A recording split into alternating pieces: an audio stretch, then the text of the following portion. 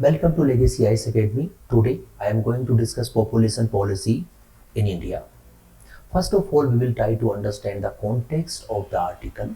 Here, in July 2019, a population regulation bill proposing to introduce a two-child policy per couple was introduced in Rajya Sabha.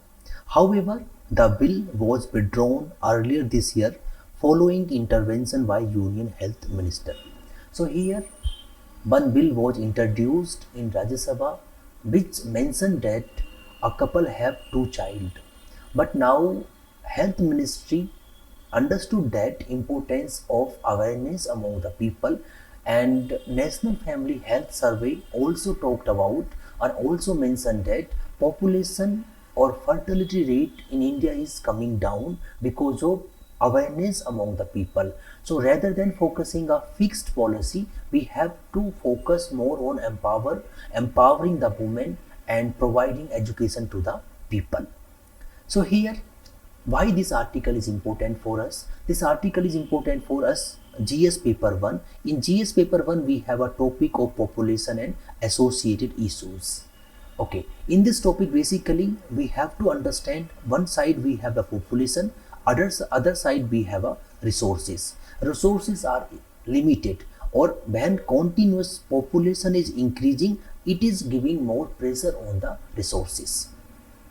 Here we should try to understand the growth of the population or how population grow in a country or entire world. We can say that like demographic transition theory explain how population grow, and population basically depend on two things. One thing is birth rate and second thing is death rate.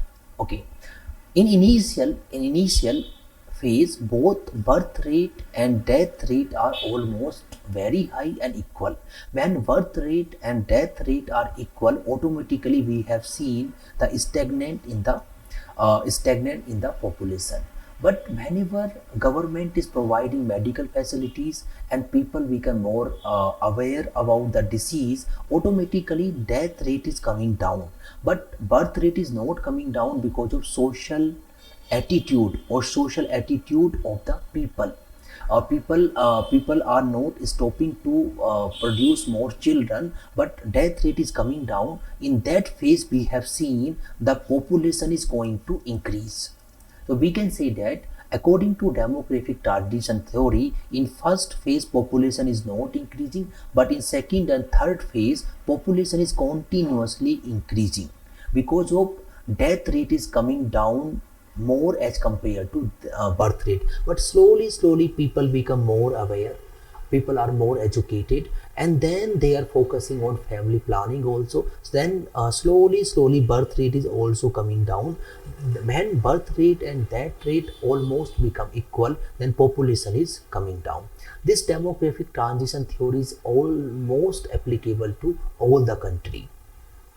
So here, status of population growth in the world.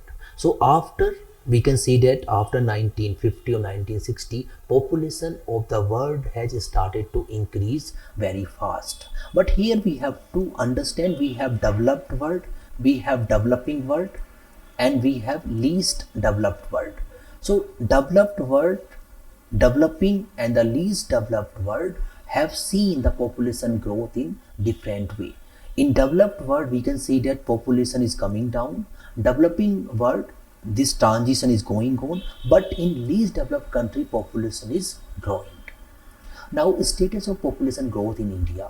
So according to United Nations population projection, India's population will increase a multiple of 1.09 between 2021 to 2031. We can say that like birth rate in India is coming down, but population is continuously increasing because of larger population base in India. So we have to understand now birth rate or fertility rate in India is coming down, but still we have seen the growth of the population. It is because of high base we have in India. Here we can see that like India is going to surpass, or India is going to be a most populated country. Okay, when India become most populated country, one side we have the population, other side, as I told, we have limited resources. In that way, we have a conflict. So one side we have a population, other side we have a resources. So resources are limited and population is continuously increasing. So we have seen the conflict between population and the resources also. So now here we have to see argument in favor of population control policy, or why we have population control policy. So one thing is low standard of living. When we talked about in India, people do not have proper house, proper health facility, proper education facility, or other basic necessity things are not actually available to the people. Because of that reason, we need population control policy. Other thing we have seen, unemployment rate in India is continuously increasing because of high population and not able to generate more employment.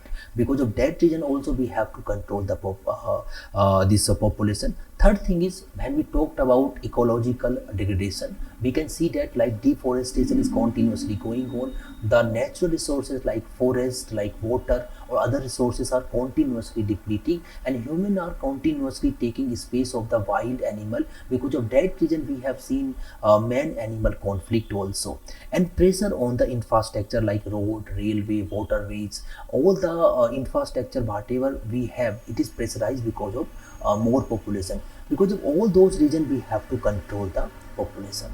Other side, why we do not have population control policy, or we can say that we do not have rigid population control policy. One thing is, now we have seen reducing total fertility rate, means fertility rate is already reducing, or we can say that 20 state and UTs in India have less less fertility rate, or we can say that 20 state and UT in India have fertility rate less than 2.1. So it is because of awareness among the people. So as of now we do not have fixed population control policy. Second thing, we can say that whenever we have like rigid population control policy, female are worst affected than the male. And third thing, we can say that like because of rigid population control policy, sex ratio is continuously reducing in India, because the societal attitude is biased toward the male. Okay, so because of all those reasons, we can say that we do not follow population control policy. Rather than we have to focus more on economic growth also. When economy will grow more, then people do not focus more on population growth. So here we have seen why we have like argument in favor and argument in against population control policy. So what we have to do? Okay, here we have to focus more on empowerment of the women and give more choices to the women. When women are educated, women are empowered, and women are working, so automatically we can see that like population is coming down. Other thing, we have to focus more on family planning. We have to aware the people. We have, when people are more aware, they know the consequences of more children. Automatically they will produce less children. And we have to invest more on education. Education itself empower to the people. When people are more educated, they know the negative and positive consequences of the more children. Automatically they are going to produce less children. And higher economic growth, we have to more focus on the economic growth. When economy is going to grow, more employment is generated. When people are working, automatically we can see that less population growth. So here we will try to we understood in this video like what is how population grow, why we have population control policy, what are the argument against the population control policy, and what we have to do. So hope you are able to understand this particular topic. Thank you for watching this video.